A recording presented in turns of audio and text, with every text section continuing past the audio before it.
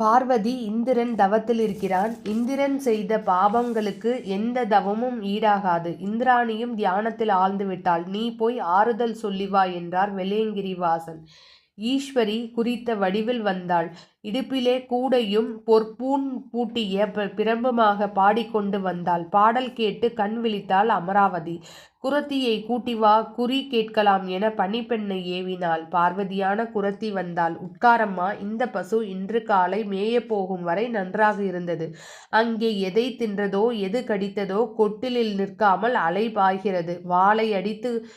வாளை அடித்து கொள்கிறது. உட்காருவதும் எழுந்திருப்பதுமாக இருக்கிறது. அதோ பார், அந்த மாதிரிதான் கண் சொருகி கொள்கிறது. மாந்திரீகன் காற்று அடித்து விட்டது என்று பூசை போடுகிறான். ஜோதிடன் கிரகம் சரியில்லை என்று பரிகாரம் சொல்கிறான். மருத்துவன் கர்ப்பம் இன்றோ நாளையோ கன்று போட்டுவிடும் என்று மருந்து கொடுக்கிறான். ஆனால் வயிறு புடைத்திருக்கிறது. மாடு இறந்து விடுமா என்று பயமாக இருக்கிறது. பரமேஸ்வரனை தவிர வேறொருவரும் எனக்கு துணையில்லை என்று பலவாறு புலம்பினாள் இந்திராணி.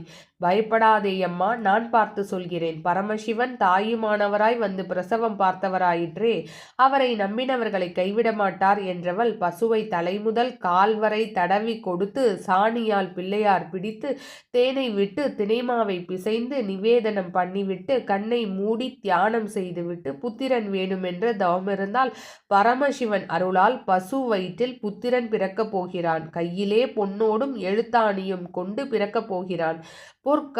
குண்டலமும் பூணலும் போட்டிருப்பான். சித்திரை மாதம் சித்திரை நட்சத்திரம் ஞாயிற்றுக்கிழமை பௌர்ணமி அன்று குழந்தை பிறக்கவில்லை என்றால் நான் குறி சொல்லும் கோலை இனி எடுக்க மாட்டேன். கருவூலம் அவன் கையில் இருப்பதால் 14 லோக கணக்கு குறிப்பையும் தாங்க மாட்டாத பசு தவிக்கிறது, தள்ளாடுகிறது. என் பேர் முத்தாளம்மா, நிலை நாளி முத்து அளந்து கொடு, நான் உத்தரவு வாங்குகிறேன் என்று கேட்கவும் இந்திராணி ஈஸ்வரியின் கூடையில் நிறைநாளி முத்து அளந்து போட்டாள்.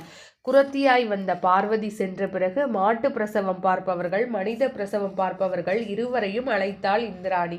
பசுவை விஸ்தாரமான மண்டபத்துக்கு கொண்டு வரச் செய்து 4 பக்கமும் மறைப்பு கட்டினார்கள். கருப்பட்டி கலந்த கழுநீரில் பருத்தி கொட்டை அரைத்து வைத்தாள். இந்த அதிசயத்தை பார்க்க தேவர்களும் ரிஷிகளும் அந்தணர்களும் ஆகாயத்தில் கூடியிருந்தனர். முகூர்த்தம் பார்த்து ஜாதகம் எழுத முனிஷ்ரேஷ்டர்கள் காத்திருந்தனர். தானம் வாங்கவென்று ஒரு கூட்டம் காத்திருந்தது. குரத்தியாய் வந்த ஈஸ்வரி குறித்த நாளிகையில் குழந்தை பிறந்தது. மாட்டின் குழம்பு பட்டுவிடக் கூடாதென்று தங்க தாம்பாளத்தில் குழந்தையை ஏந்தினர். எங்கும் வாத்திய கோஷங்கள். தவமிருக்கும் இந்திரனுக்கும் செய்தி சொல்லி அனுப்பினாள் இந்திராணி. தொப்புள் கொடி அறுத்து சோனை எடுத்து குழந்தையை நீராட்டி பட்டு துணியில் போட்டார்கள். இந்திரன் விரைந்து வந்து குழந்தையை பார்த்து உச்சி முகர்ந்து உள்ளங்கால் கண்ணில் வைத்து ஈஸ்வர பிரசாதம் என அகமகிழ்ந்தான். எல்லாமே சித்திரையானதனால் சித்திரா புத்திரன் என்று பெயர் சூட்டினார்கள். ஏராளமான தான தர்மங்களும் செய்தனர். அன்னக்கொடி கட்டி அன்னதானம் செய்தான் இந்திரன். நாடெல்லாம் மழை பெய்து செழித்தது. பாலன் வாழ்க என அனைவரும் குலவையிட்டனர். குழந்தைக்கு பசிக்கும் போது பசுவின் மடி அருகே தாதியர் கொண்டு சென்று பால் குடிக்கச் செய்வர். அவ்வேளை பசு அன்போடு நக்கி கொடுக்கும். இந்திராணி அருகிலிருந்து கண்காணிப்பாள். ஒரு நாள் பாலன் பால் குடிக்கையில் பசு காலை உதற குழந்தை முகத்தில் கால் பட்டு அழற இந்திராணி கோபமுற்று அருகிலிருந்த தடியால் பசுவை அடித்து விட்டாள். குழந்தையை உள்ளே தூக்கி வந்து சமாதானப்படுத்த முனைந்தனரே தவிர பசுவை எவரும் கவனிக்கவில்லை. பசு கண்ணீர் பெருக சிவபெருமானே, குழந்தை என்ற பாசம் எனக்கில்லையா? புல்லிருந்து வந்து என் முழங்காலில் ஊர்ந்து புழு குழந்தையை தாங்கியிருந்த இளம் பச்சை பட்டு துணிக்கு தாவ இருந்தது. காலை உதறினேன். எனக்கு வாயா இருக்கிறது?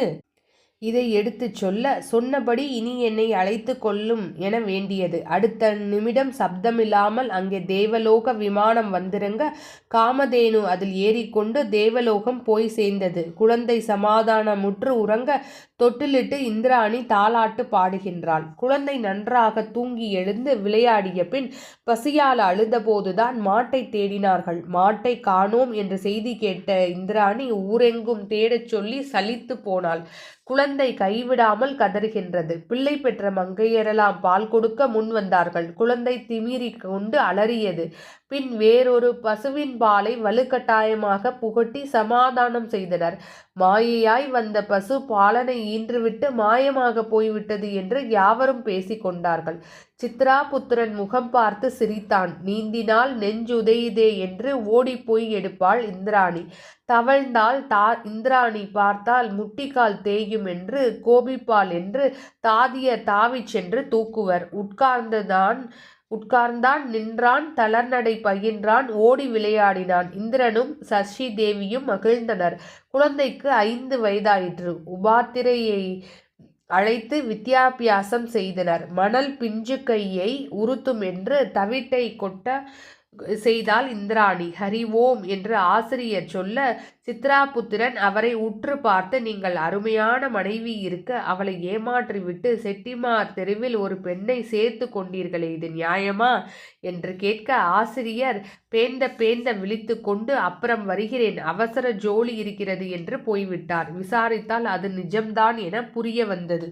அது முதல் சித்ராபுத்திரன் பக்கத்தில் அணுகவே அனைவரும் அஞ்சினர். அடுத்த பகுதியில் சித்ராபுத்திரனை பற்றி நாம் தெரிந்து கொள்வோம். நன்றி. நற்பவி.